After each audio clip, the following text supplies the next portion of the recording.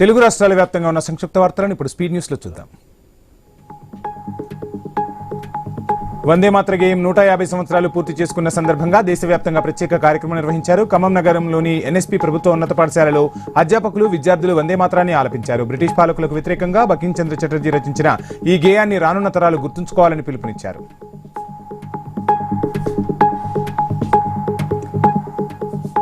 BR Ambedkar Konaseema జిల్లా మండపేటలో వందే మాతర ప్రత్యేక కార్యక్రమం ఏర్పాటు చేశారు. ఈ కార్యక్రమంలో పాల్గొన్న ఎమ్మెల్యే వేగుళ్ల జోగేశ్వరరావు ఆధ్వర్యంలో వందే మాతర గీతాలాపన చేశారు.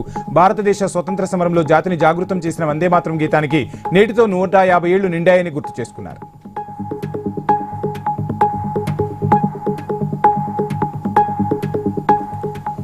కరీంనగర్ జిల్లా హుజూరాబాద్ పట్టణంలోని ఆర్టీసీ బస్టాండ్లో కోతులు బీభత్సం సృష్టిస్తున్నాయి. ప్రయాణికులను భయభ్రాంతులకు గురి చేస్తున్నాయి. కోతులు ఎటు నుంచి దాడి చేస్తాయని భయపడిపడుతున్నారు జనాలు.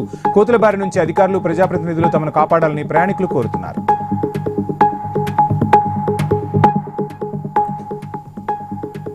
కరీంనగర్ జిల్లా జమ్మికుంట మండలంలోని వావిలాల ప్రజలకు వైకుంఠధామం చేరుకోవాలంటే మరో వైకుంఠం దాటాల్సిందే.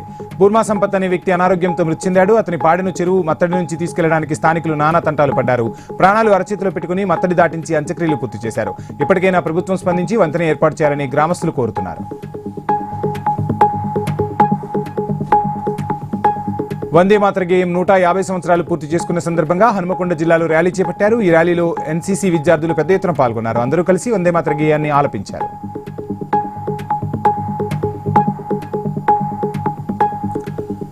ములుగు జిల్లాలోని ఓ పెళ్లి వేడుకలో పెళ్లి కొడుకు రాకేష్ వందే మాతర గీతాన్ని ఆలపించాడు. వందే మాతరం 150 ఏళ్లు పూర్తి చేసుకున్న సందర్భంగా దేశ ప్రజలంతా జాతీయ గీతాన్ని ఆలపించాలని ప్రధాని పిలుపు మేరకు రాకేష్ తన దేశభక్తిని చాటుకున్నాడు.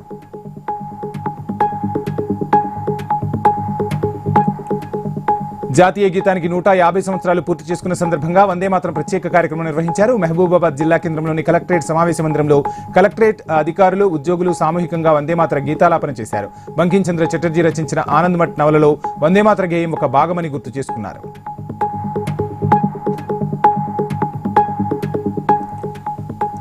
ప్రతి ఒక్కరూ దేశభక్తిని చాటాలని తూర్పుగోదావరి జిల్లా అనపర్తి ఎమ్మెల్యే నల్లమిల్లి రామకృష్ణారెడ్డి పిలుపునిచ్చారు. వందే మాతర గీతం రచించి 150 ఏళ్లు పూర్తయిన సందర్భంగా అనపర్తి రామరెడ్డి జెడ్పీ ఉన్నత పాఠశాలలో గేయాలాపన కార్యక్రమంలో ఎమ్మెల్యే రామకృష్ణారెడ్డి పాల్గొన్నారు. బంకించంద్ర చటర్జీకి నివాళులర్పించారు.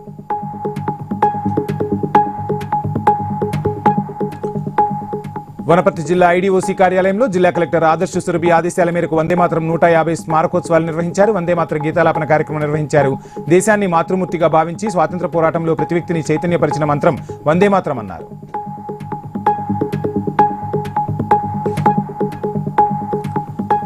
అనంతపురం ప్రభుత్వాసుపత్రిలో గతం కంటే మెరుగైన సేవలు అందుతున్నాయని ఎమ్మెల్యే దగ్గుపాటి వెంకటేశ్వర ప్రసాద్ అన్నారు. గతంలో పాలకులు ప్రభుత్వాసుపత్రిని ఏమాత్రం పట్టించుకోలేదన్నారు.